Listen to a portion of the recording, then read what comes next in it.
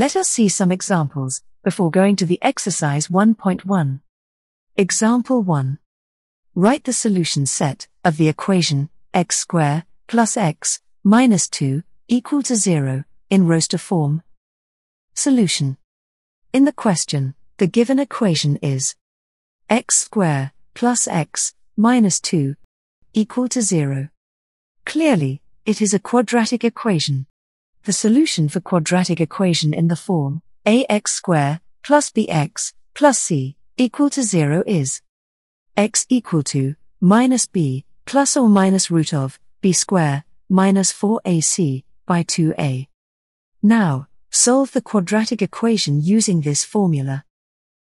So we can write x is equal to minus 1 plus or minus root of 1 squared minus 4 into 1 into minus 2 whole divided by 2 into 1, which is equal to minus 1 plus or minus root of 9 whole divided by 2. That is equal to minus 1 plus or minus 3 by 2. Solving this, we can write x is equal to 1 or minus 2.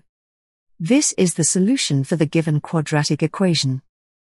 Therefore, the solution of the given equation can be written in roster form as set of 1 minus 2